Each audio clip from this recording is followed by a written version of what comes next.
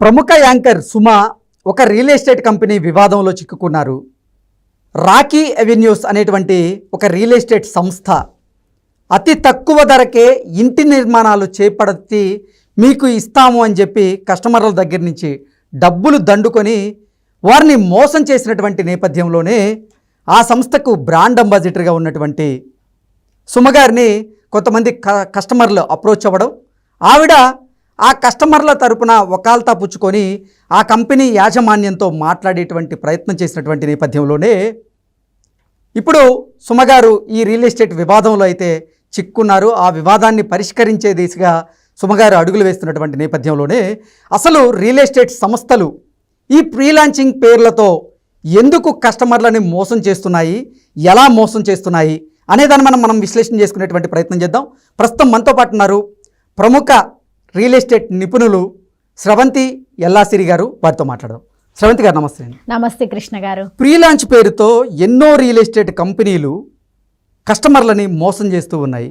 మనం ఎంతగా అవగాహన కల్పించినప్పటికీ కూడా కొంతమంది కస్టమర్లు అయ్యో తక్కువ ధరకే వస్తుంది, మన బడ్జెట్ దగ్గరలో ఉంది కాబట్టి ప్రీ లాంచ్లో మనం బుక్ చేసుకుంటే మనకి రానున్న రోజుల్లో కలిసి వస్తుందేమో అనే ఉద్దేశంతో రియల్ ఎస్టేట్ సంస్థల ఆఫర్లకి మోసపోయి ఈరోజు రోడ్డును పడాల్సినటువంటి పరిస్థితి వస్తూ ఉంది. ఏంటి అసలు ఈ ప్రీ లాంచ్ వల్ల ఉపయోగం ఏంటి? ఈ ప్రీ లాంచ్ని అసలు నమ్మచ్చా అంటే ఏం చెప్తారు?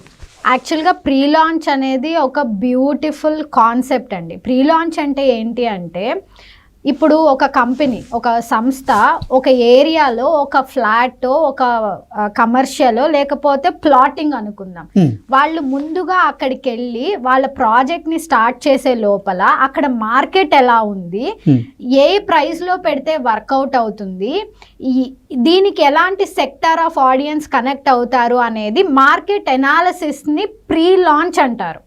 అంటే ప్రాజెక్టు మొదలు పెట్టక ముందు అక్కడ ప్రాజెక్టు స్టార్ట్ చేయడానికి అక్కడ సహకరించే యొక్క ప్రైజింగ్ కావచ్చు, కమ్యూనిటీ కావచ్చు, అండ్ ఏ ప్రైస్లో పెడితే ఎంత స్కేల్ అప్ అవుతుంది అనేది ఒక మార్కెట్ ఎనాలిసిస్ చేసే పద్ధతిని ప్రీ లాంచ్ అంటారు. సో ప్రీ లాంచ్ అనేది ఏంటంటే సేల్స్కి సహకరించకూడదు, అది ఒక అవగాహనకి సహకరించాలి. అంటే ఎలా అంటే ఇప్పుడు నా సంస్థ ఉంది, నేను ఒక ఎక్స్ ప్లేస్ లో నా ప్రోడక్ట్ ని స్టార్ట్ చేయబోతున్నాను, నేను అక్కడ మార్కెట్ ట్రెండ్స్ అన్నిటిని తెలుసుకొని నేను ఆ ప్లేస్ లో నా ప్రోడక్ట్ ని లాంచ్ చేయబోతున్నాను అనేది అనౌన్స్మెంట్ మాత్రమే ఉండాలి. అంతేగాని ఆ ఏరియాలో 5 రూపాయలకి దొరికే ప్రోడక్ట్ నేను ప్రీ లాంచ్లో మీకు 3 రూపాయలకి ఇస్తాననే సేల్ చేయకూడదు. Pre launch is nothing but market analysis before the start of the product. కానీ దాన్ని ఎలా చెప్పాలి అంటే సేల్స్లోకి అనువదించేశారు.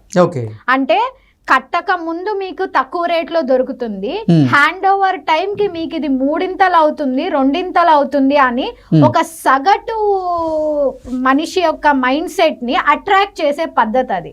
దాంతో ఏమవుతుందంటే ఆ ప్రోడక్ట్ కి డబ్బులు ఎవరిస్తున్నారు? కస్టమర్లే ఇస్తున్నారు. ఎగ్జాక్ట్లీ. అంటే వాళ్ళు అసలు ఒక ప్లేస్ కొనేందుకు, ఆ ప్లేస్ లో ఇంటిని నిర్మించేందుకు కూడా కస్టమర్లే డబ్బులు ఇస్తున్నారు.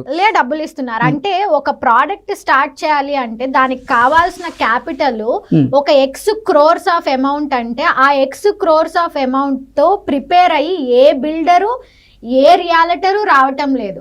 కొంత ఎక్స్ అమౌంట్ తో మాత్రమే, సమ్ నామినల్ అమౌంట్ తో వచ్చి ప్రీ లాంచ్ అనే పేరుతో సేల్స్ మొదలుపెట్టి మార్కెట్ లో నుంచే ఫండ్ ని తెచ్చేసుకొని చేసే వాళ్ళు డెలివరబుల్స్ ఇస్తున్నారు, చేయని వాళ్ళు బికాస్ ఆఫ్ ద సమ్ వచ్చేస్తుంది వాళ్ళ దగ్గర 4 కోట్లే ఉంటుంది, కానీ వాళ్ళు మార్కెట్ నుంచి పుల్ చేసిన అమౌంట్ 50 కోట్లు అయిపోయి ఉండొచ్చు. దాంతో ఫినిష్ చేయాలనుకున్న వాళ్ళు చేస్తారు. లేదు అంటే ఏం చేస్తున్నారు అంటే దే ఆర్ ఆ కంపెనీని క్లోజ్ చేయడము, కస్టమర్స్ కి సమాధానం ఇవ్వకపోవడం లాంటివి చేస్తున్నారు. కానీ మన 2 రాష్ట్రాలలో కూడా ఇప్పటి వరకు సక్సెస్ఫుల్ గా కొత్తగా స్టార్ట్ అయిన కంపెనీలు కావచ్చు లేదా కొంత రిప్యూటెడ్ కంపెనీస్ కూడా ప్రీ లాంచెస్ని సక్సెస్ఫుల్గా డెలివరబుల్స్ చేసిన రిపోర్ట్సే లేవు. ఇప్పటి వరకు అసలు ప్రీ లాంచ్ పేరుతో ప్రతి ఒక్క రియల్ ఎస్టేట్ సంస్థ కస్టమర్లను మోసం చేసిందే కానీ వారికి ఇప్పటి వరకు ఇంటిని నిర్మాణం చేసి వారికి అందజేసింది అయితే ఆ చరిత్రే లేదంటారు. అంటే ఇందులో కొన్ని కంపెనీస్ లైక్ కొన్ని బ్రాండెడ్ కంపెనీస్ తీసుకుందాం, కొన్ని reputed companies which are there in industry from past 30 years అనుకుందాం. వాళ్ళు ట్రస్ట్ వర్తీతో ఉన్న వాళ్ళు, కొంతమంది నెట్వర్క్ లో బిజినెస్ చేసి డెలివరబుల్స్ ఇచ్చిన మాట వాస్తవమే. కానీ మన 2 రాష్ట్రాలలో ఎన్ని రియల్ ఎస్టేట్ కంపెనీలు ఉన్నాయి, ఎన్ని రిజిస్టర్డ్ కంపెనీలు ఉన్నాయి, ఎంతమంది రేరా రిజిస్ట్రేషన్ తో ఉన్న కంపెనీలు ఉన్నాయి, ఇవన్నీ డేటా తీసుకున్నట్లయితే మనకు 100% ప్రీ లాంచెస్ గత 2 సంవత్సరాల నుంచి పోస్ట్ కోవిడ్ తర్వాత మనం సక్సెస్ రేటే చూడలేదు. ప్రీ లాంచ్ లో ఒక సంస్థ పెట్టే పెట్టుబడి బ్రాండింగ్ మీద మాత్రమే, బ్రాండింగ్ మీద, అడ్వర్టైజింగ్ మీద, వాళ్ళు తెచ్చే బ్రాండ్ అంబాసిడర్ మీద. ఓకే, ఇదే డబ్బుల్ని మీరు ల్యాండ్ ఎక్విజిషన్ మీద పెట్టండి, ల్యాండ్ డెవలప్మెంట్ మీద పెట్టండి, ప్రోడక్ట్ డెలివరబుల్ మీద పెట్టండి. కానీ అలా చేయరు. ఎందుకంటే వాళ్ళు దాన్ని డెవలప్ చేయాలన్న ఇంటెన్షన్ వాళ్ళకి కొంతమందికి ఉంటుంది, కొంతమందికి ఉండదు. వాళ్ళు షార్టర్ ద గేమ్ ప్లే చేయాలనుకుంటారు. అక్కడ వాళ్ళు ఏం చేస్తారు అంటే స్పాన్సర్షిప్స్ అధికంగా చేస్తారు. మీరు ఎక్కడ చూసినా సరే ఆడియో లాంచ్ల్లో కావచ్చు, ప్రీ లాంచెస్ లో కావచ్చు, ఆ కంపెనీ పేర్లు వినపడతాయి. వాళ్ళు దగ్గర ఉన్న ప్రిన్సిపల్ అమౌంట్ ని వాళ్ళు ఏం చేస్తారంటే బ్రాండ్ అంబాసిడర్ కి ఖర్చు పెడతారు. అండ్ పెద్ద పెద్ద యాడ్స్, హోర్డింగ్స్ వేస్తారు. ఒక సగటు మనిషి ఏం ఆలోచిస్తాడు, ఇంత పబ్లిసిటీ ఉంది, వీళ్ళు ఎందుకు మోసం చేస్తారు అని ఆలోచిస్తారు. ఆలోచించినప్పుడు వాళ్ళు ఆటోమేటిక్గా ఏమవుతారు, సరేలే ఇది ఇప్పుడు నాకు రూపాయికే దొరుకుతుంది కదా, ఇంకో 3 సంవత్సరాలు అయితే ఇది 4 రూపాయలు అయిపోద్ది అన్న మైండ్ సెట్తో అండ్ ఈ బ్రాండింగ్ ఇన్ఫ్లుయెన్స్తో వెళ్ళి they are buying the property. And వాళ్ళకి ఎప్పుడు తెలుస్తుంది అది డెలివరబుల్స్ ఇచ్చే టైము రావట్లేదు, డేస్ ప్రోగ్రెస్ అయిపోతున్నాయి, ఇయర్స్ గడిచిపోతున్నాయి అన్నప్పుడు ప్రెషర్ ఫీల్ అవుతారనమాట. సో కాబట్టి pre launch is nothing but a market analysis. Pre launch is nothing but a sales thing కాదు. ప్రీ లాంచ్ అనేది ఒక కంపెనీ అక్కడికి వెళ్ళి ఆ ప్రోడక్ట్ నేను అక్కడ చేస్తే వర్కౌట్ అవుతుందా కాదా అని ఒక రిపోర్ట్ తయారు చేసుకొని మీరు అక్కడ చేయడానికి అనుగుణమైన పరిస్థితులను క్రియేట్ చేసుకొని వెళ్ళి లాంచ్ అనేది స్టార్ట్ చేయాలి. ఇప్పుడు రాకీ అవెన్యూస్ అనేటువంటి రియల్ ఎస్టేట్ సంస్థ ఏం చేసిందంటే మార్కెట్ వాల్యూ కంటే కూడా మేము తక్కువకే ఇంటి నిర్మాణాన్ని చేపట్టి మీకు అందజేస్తామంటూ కూడా కొంతమంది కస్టమర్ల దగ్గర నుంచి వాళ్ళు డబ్బులు తీసుకొని తర్వాత వాళ్ళని మోసం చేశారు. ఆ కస్టమర్స్ ఏంటంటే ఆ కంపెనీకి బ్రాండ్ అంబాసిడర్గా ఉన్నటువంటి సుమగారిని అప్రోచ్ అయ్యేందుకు కూడా ప్రయత్నం చేశారు. సుమగారు కూడా ఇప్పుడు వారి తరపున ఆ సంస్థ యజమానితో కూడా మాట్లాడేటువంటి ప్రయత్నం చేస్తూ ఉన్నారు.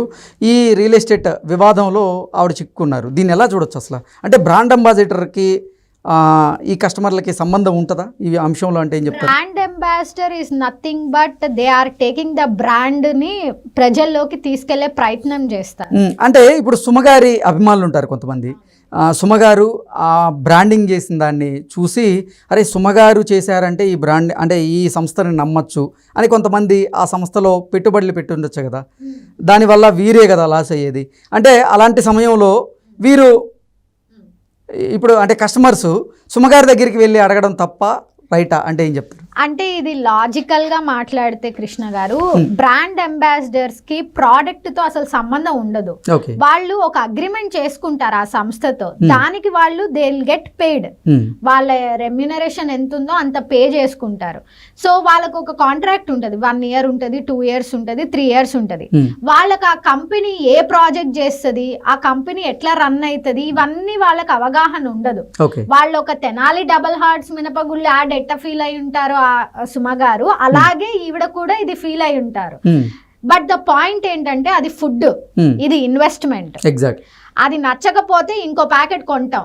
ఇక్కడ ఎమోషన్, ఇది తరతరాలకు క్యారీ అవుతుంది. ఇక్కడ హార్డ్ అండ్ మనీ ఇన్వాల్వ్ ఉంటుంది. అక్కడ మహా అయితే 100 రూపాయలు పోతుంది, ఇక్కడ లక్షల రూపాయలు పోతుంది. కానీ ఒక కంపెనీకి సంబంధించి బ్రాండ్ అంబాసిడర్ గా కొంతమంది పని చేసేటప్పుడు ఆ సంస్థ ప్రొఫైల్ ఏంటి, ఆ యజమాని యొక్క ప్రొఫైల్ ఏంటి, ఇవన్నీ అబ్జర్వ్ చేసి ఆ తర్వాతే బ్రాండ్ అంబాసిడర్గా ఆ ప్రోడక్ట్ని ప్రజల్లోకి తీసుకువెళ్తే బాగుంటుంది కదా. కంపెనీ ప్రొఫైల్ అంటే ఏం ఉండదు కృష్ణ గారు. మనం రిజిస్ట్రేషన్ ప్రైవేట్ లిమిటెడ్ ప్రాసెస్ ఏం చేసుకోవాలో ఎంసీఏలో రిజిస్ట్రేషన్ అవుతాం, that is our profile. And వ్యక్తిగతంగా వాళ్ళు ఏంటి అనేది మనకి ఎంతవరకు తెలుస్తుంది? తెలియదు కదా మనకు. సో అది బ్రాండ్ అంబాసిడర్ గారికి అయితే తెలియదు. ఇప్పుడు బ్రాండ్ అంబాసిడర్ ఒక కంపెనీ ఎలా అప్రోచ్ అవుతుంది, త్రూ అన్ ఏజెన్సీ అప్రోచ్ అవుతుంది, వాళ్ళ పిఆర్ త్రూ అప్రోచ్ అవుతారు. వాళ్ళు ఏం చెప్తారు, మనకు వాళ్ళు అఫోర్డబుల్ ఉన్నారా, మనం వాళ్ళు అడిగిన రెమ్యూనరేషన్ మనం పే చేయగలుగుతున్నామా అంటే దే ఆర్ వెల్ ఆఫ్ అనే కదా అర్థం. ఇప్పుడు 1 కోటి రూపాయలు నేను ఇవ్వగలుగుతున్నా బ్రాండ్ అంబాసిడర్ కి మీన్స్ నేను రిచ్ ఉన్నాననే కదా అర్థము. ఓ 3 కోట్లు ఇవ్వగలుగుతున్నా, ఆడో 50 లక్షలు పెట్టి తీయగలుగుతున్నా, సిటీ మొత్తం హోర్డింగ్స్ వేయగలుగుతున్నాను అంటే రిచ్ ఉన్నారు, కంపెనీ ఫైనాన్షియల్ గా సౌండ్ ఉందనే తెలుసుకుంటారు కదా. సో ఆ రకంగా బ్రాండ్ అంబాసిడర్స్ వ్యక్తిగతంగా వాళ్ళు ఎలా ఉన్నారు అనేది తెలుసుకునే ప్రయత్నము చేయడం అనేది కొంచెం కష్టతరమైన విషయమే. కాకపోతే వెన్ ఎండార్సింగ్ ఇన్వెస్ట్మెంట్స్, కేవలం రియల్ ఎస్టేట్ అనే కాదు, బెట్టింగ్ యాప్స్ కావచ్చు, సో మెనీ థింగ్స్, ఎక్కడైతే మనీ ఇన్వాల్వ్ అవుతుందో అక్కడ రిస్క్ ఇన్వాల్వ్ అవుతుంది.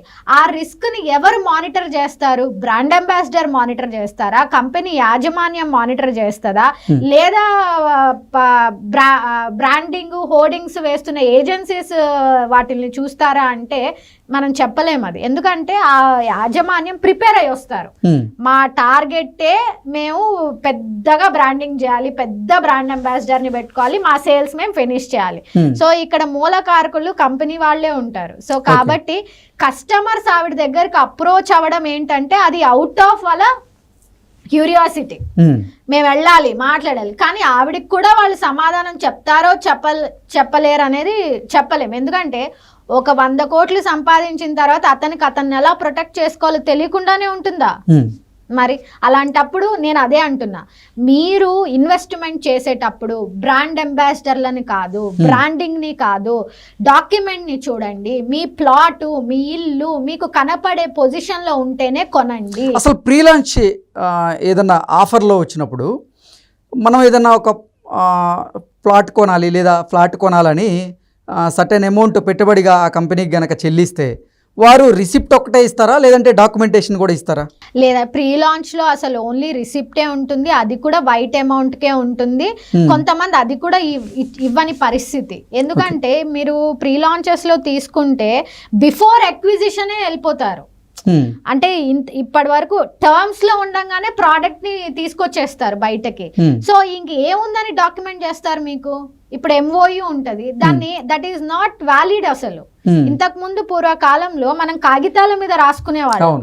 ఈవెన్ ధరణి కూడా ఎలా సిస్టమేటిక్ గా కన్వర్ట్ అయింది, కాగితాల్లో రాసుకున్న డాక్యుమెంట్స్ అన్నిటినీ కదా మనం మార్చుకొని పోర్టల్లో డిజిటలైజేషన్ చేసాము. కానీ ఈ రోజు ఆ పరిస్థితి లేదు కదా. ఈ రోజు మనం రికార్డ్ చేస్తేనే దానికి ఏఐ జోడిచ్చేసామనే పరిస్థితి టెక్నాలజీలో మనం ఉన్నప్పుడు when a buying in a pre launch మీకు అసలు ఎటువంటి హోల్డ్ ఉండదు, అసలు ఉండనే ఉండదు.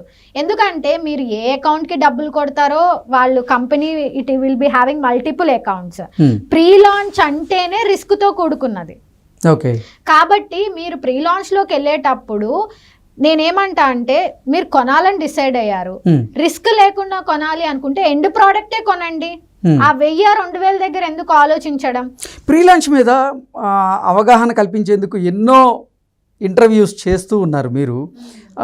మేము కూడా ఎన్నో రకాలుగా ప్రయత్నం చేస్తున్నప్పటికీ కూడా కొంతమంది కస్టమర్స్ కొన్ని రియల్ ఎస్టేట్ కంపెనీస్ని గుడ్డిగా నమ్మి ఆ ప్రీ లాంచ్ పేరుతో మోసపోతూ ఉన్నారు. ఏంటి అసలు మోసపోకుండా ఉండాలి అంటే ఎటువంటి జాగ్రత్తలు తీసుకోవాల్సిన అవసరం? ఏం లేదండి, ప్రైజ్ అట్లా రూపాయికి వస్తుంది, రేపు ఇది 5 రూపాయలు అవుతుందంటే ఎవరైనా టెంప్ట్ అవుతారు. ఇప్పుడు డిస్కౌంట్ మీరు చూస్తే ఆషాఢం సేల్ ఎందుకు ఫేమస్ చెప్పండి? ఆషాఢంలో మామూలుగానే ఆషాఢ మాసంలో ఏమీ జరగవు, కానీ ఎందుకు కస్టమర్స్ ని అట్రాక్ట్ చేయడానికి ఆ సీజన్ లోనే ఎందుకు లోయెస్ట్ ప్రైజెస్ పెడతారు? That is their marketing tactic అన్నమాట. శ్రావణ మాసంలో పెట్టకపోయినా కొంటారు, ఎందుకు చెప్పండి? That's a good season. So that is how ఒక సగటు మనిషి మన ఇండియన్ మైండ్ సెట్ కూడా తీసుకుంటే, అందులోనూ సౌత్ ఇండియన్స్ తీసుకుంటే మనకు రూపాయి తగ్గుతుందంటే ఆశపడతారు. అది ఎవరికైనా ఉంటుంది. కానీ ప్రీ లాంచ్ లో కొనడం అనేది నాట్ ఎంకరేజబుల్. మీకు ఎలాంటి సెక్యూరిటీ ఉండదు, ఎలాంటి షూరిటీ ఉండదు, మీరు అడగలేరు వాళ్ళని. సో ఏ కంపెనీలోనూ చైర్మన్ మీకు ఆన్సరబుల్ కాదు, మార్కెటింగ్ టీమ్స్ వాళ్ళే. అంటే రియల్ ఎస్టేట్ సంస్థలు కూడా కొన్ని సంస్థలు ఈ ప్రీ లాంచ్ పేరుతో కస్టమర్స్ని మోసం చేస్తున్నప్పటికీ మళ్ళీ ప్రీ లాంచ్ పేరుతో ముందుకొస్తూనే ఉన్నాయి. దానికి కారకులు ఎవరు? కస్టమర్సే కదా. ఇప్పుడు మీకో సెక్టార్ ఆఫ్ కస్టమర్స్ ఉంటారు, నాకో సెక్టార్ ఆఫ్ కస్టమర్స్ ఉంటారు, ఇంకొకరికి ఇంకో సెక్టార్ ఆఫ్ కస్టమర్స్ ఉంటారు. ప్రతిసారి కొత్త వాళ్ళు, కొత్త నీరు వస్తూనే ఉంటుంది. కొత్త అంటే మార్కెట్ ఎప్పుడు కూడా ఒకటే దాని మీద రన్ అవుతుందండి. ప్రైస్ ప్రైస్ ప్రైస్ 10,000కు దొరికేది నాకు ఎంతకు దొరుకుతుంది, ఇదే మైండ్ సెట్తో జనాలు ముందుకెళ్తున్నారనమాట. లేదు నాకు ₹1 ఎక్కువైనా పర్లేదు, నేను డాక్యుమెంటేషన్ క్లియర్ ఉండి అప్రూవల్స్ ఉండి నేను ఎండ్ ప్రోడక్టే కొంటాను అని డిసైడ్ అయిన రోజు, కస్టమర్ డిసైడ్ అయిన రోజు ఇలాంటి ప్రీ లాంచెస్ కంపెనీస్ పుట్టవు. ఒకవేళ వచ్చినా సరే బిజినెస్ అవ్వదు. ఓకే, ఇది కస్టమర్ మైండ్ సెట్. అంటే జనాలు మారాలి, మారితే కానీ.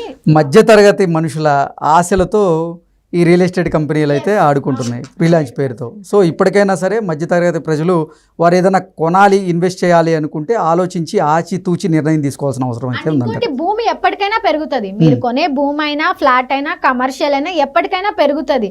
ఏం కంగారు పడకండి. కాకపోతే ₹1 ఎక్కువైనా పర్లేదు, అన్ని క్లియర్ అప్రూవల్స్ ఉండి మీ ప్లాట్ మీకు కనపడుతుంది. మీ ఫ్లాట్ రేపు పొద్దున మీరు గృహప్రవేశం చేసుకోగలుగుతారు. మీ కమర్షియల్ రేపు పొద్దున మీరు రెంట్కి ఇవ్వగలుగుతారు. ఇలా మీకు కనపడే ఉన్న రోజు మాత్రమే మీరు ముందుకెళ్ళండి.